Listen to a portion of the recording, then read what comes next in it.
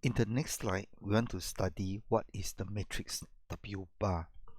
So let's recap. W bar is an n by n matrix, C is an n by 1 column, and X is a n by 1 column. What are the elements of W bar?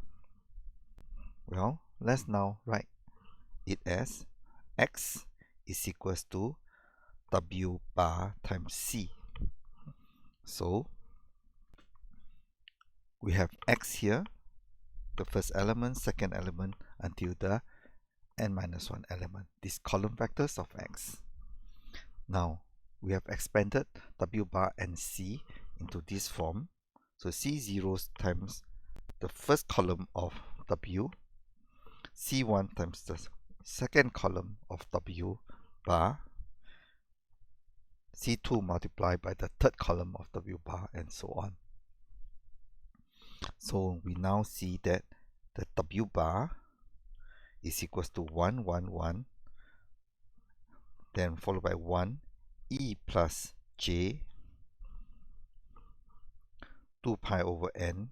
Second one is E plus J, 2 times 2 pi over n, and so on.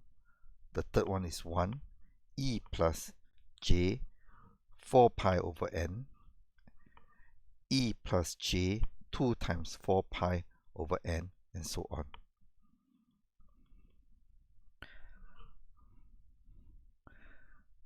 This,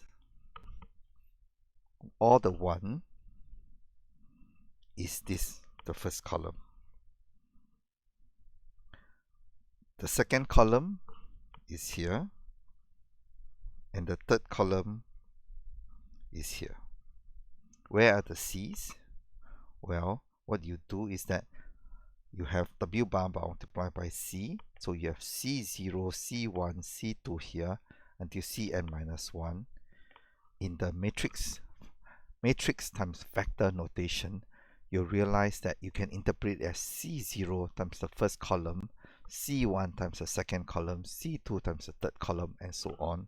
And therefore now we are writing it, the matrix vector multiplication, in this relationship. C0 multiplied by first column, C1, second column, and so on.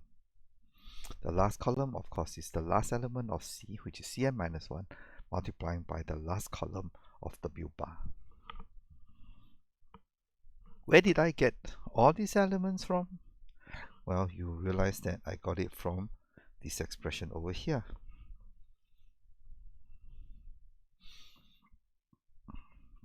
It is nothing but expanding for different k's and different n. So B0 is for k equals to 0. B1 is implying for k equals to 1. Then what about these elements coming down? This is element n equals to 0, n equals to 1, n equals to 2, and until n equals to n minus 1. So these elements here is changing little n. Different columns are changing different k's. So you now know how we have constructed the W bar matrix. Now it is important to understand how to visualize each of these columns. This is a real column vector all once. It doesn't change. You can have a say that it has a DC frequency, direct current frequency. It is a non-changing value. This guy looks very familiar. Starts with 1, and in fact all the amplitude is 1. The only thing that is changing is the phase. And you realize that from this point to this point, the phase changes by 2 pi over n. From this point to this point, it also changes by 2 pi over n. You see, it's 2 pi over n. The next guy is 4 pi over n. It changes only by 2 pi over n. Then in fact, the next point also 2 pi over n. If you compute this carefully, this is a phasor that will be rotating anti-clockwise, and it will take n samples to reach the next one again. Let's visualize this.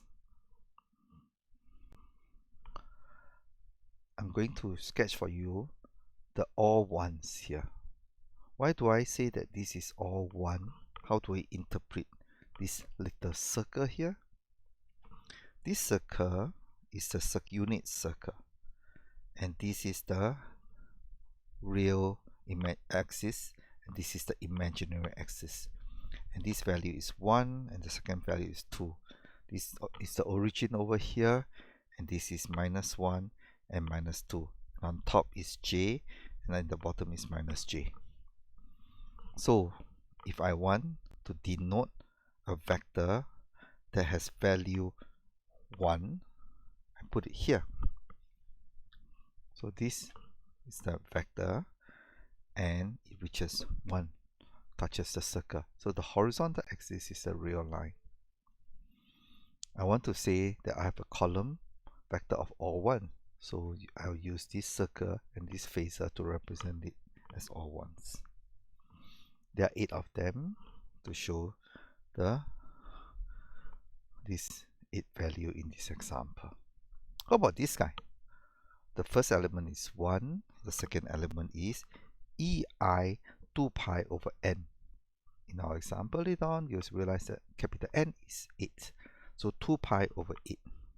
We basically divide the circle into 8 parts. Each time we move from here to here, it is 2 pi over 8. The second time we move is another 2 pi over 8. So 1, 2, 3, 4, 5, 6, 7, 8. It takes 8 samples to reach back to the same point. Now, we're going to see that it reaches here after 1 sample, reaches here after 2 samples, here after 3rd sample. So let us see, in the first n equals to 0 is along the real line. It moves by 45 degrees after 1 sample, move by another 45 degrees after the next sample, and so on. So after 8 samples, it will, or in the 7th sample, you'll reach the last point, and in the 8th sample, I should say x of 0 or x of 8, you'll reach back to the same point. So you'll see that actually the column vectors are complex phasors of different frequency.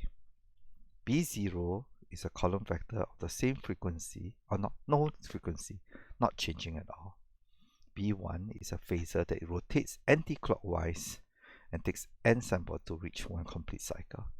B2, you will realize that it is moving faster than B1, twice as fast. From here, it was the same, but here it actually moves twice as fast. It takes 1 sample, it already moved 90 degrees. Another sample, it takes 90 degrees. Because it moves twice as fast, it will complete 2 complete cycles in n sample. B3 is moving even faster. See, from here, it moves 3 times faster than the first column. So this is 135 degrees, another 135 degrees, and so on. So in n sample, you move by 3 rounds. It's very nice. So once you can visualize this square matrix, you realize that the elements of this W bar are nothing but rotating phasors of unit length at different frequencies. Okay. With that, you can fill up the elements of W bar. Lastly, I show you another visualization. Let's visualize again B1 again. B1, remember, it is a column vector of n elements. It is a complex phasor rotating anti-clockwise. Let us see in 3D now. So remember that along here is the real line. The first element, this value is 1, and the horizontal axis is the real line 1, and the vertical axis is the imaginary axis.